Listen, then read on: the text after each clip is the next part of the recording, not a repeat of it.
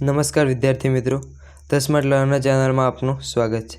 તો વિદ્યાર્થી મિત્રો, આજે આપણે જોવાના છીએ ધોરણ 12 ફિઝિક્સ તેમાં પ્રયોગ નંબર 11નું સંપૂર્ણ સોલ્યુશન। તો વિદ્યાર્થી મિત્રો, તમે ચેનલમાં નવા હો તો ચેનલને સબસ્ક્રાઈબ કરો, વિડીયોને લાઇક કરો અને શેર કરો। તો ચાલો શરૂ કરીએ। તો પ્રયોગ નંબર 11 છે, તેનો હેતુ એવો છે કે આપેલ કાચના પ્રિઝમ માટે આપાત કોણ અને વિચલન કોણ વચ્ચેનો આલેખ દોરી લઘુત્તમ વિચલન કોણ નક્કી કરવો। તો તેના સાધન સામગ્રી તો ડાઇન બોર્ડ, કાચનો ત્રિકોણાકાર પ્રિઝમ, માપપટ્ટી, ટાંકણીઓ, સેલોટેપ, ડ્રોઈંગ પિન, આલેખ પેપર, કોણ માપક, સફેદ કાગળની શીટ। તો તેની પદ્ધતિ જોઈએ તો પદ્ધતિમાં પહેલું સફેદ જાડા કાગળની શીટને ડ્રોઈંગ બોર્ડ પર ડ્રોઈંગ પિનથી સેટ કરો।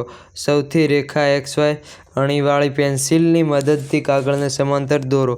ત્રીજું, બિંદુઓ O1, O2 સીધી રેખા XY પરના 8 સેન્ટીમીટર યોગ્ય અંતર રાખી બિંદુઓ લઈ બિંદુઓ પર લંબ NO, NO2, N1, O2 દોરો। અને પછી કોણ માપકની મદદથી લંબ સાથે આપાત કોણ 35°, 40° અને 45°, 60° બનાવી અનુરૂપ રેખા અનુક્રમે PO, P2, O2 શીટ પર ખૂણા PRN1 ની કિંમત લંબ હોય છે। તો આવી રીતના પ્રયોગ પદ્ધતિના તમે નવે મુદ્દા જોઈ શકો છો।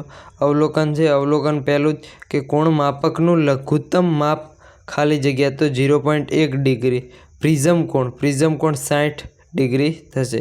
અને અવલોકન કોષ્ટક, તો અવલોકન કોષ્ટકમાં આપાત કોણ ડિગ્રીમાં અને વિચલન કોણ ડિગ્રીમાં તમે જોઈ શકો છો। અને પછી પ્રિઝમ માટે I અને ડેલ્ટા, I એટલે આપાત કોણ અને ડેલ્ટા એટલે વિચલન કોણ વચ્ચેનો આલેખ। તો આપાત કોણ અને વિચલન કોણ વચ્ચેનો આલેખ તમે જોઈ શકો છો।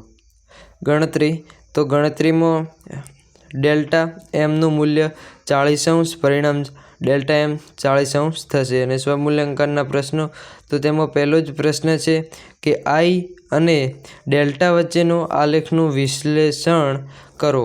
તો વિચલન કોણ માત્ર આપાત કોણ પર જ આધાર રાખે છે। આપાત કોણનું શરૂઆતમાં મૂલ્ય વધારતા વિચલન કોણનું મૂલ્ય ઘટે છે અને વિચલન કોણના લઘુત્તમ મૂલ્ય પછી આપાત કોણનું મૂલ્ય વધારતા વિચલન કોણનું મૂલ્ય વધે છે। બીજું છે કે આ પ્રયોગમાં મેળવેલા નિર્ગમન કોણને આપાત કોણ બનાવવા આવે તો ડેલ્ટાના મૂલ્યમાં કોઈ ફેરફાર થાય?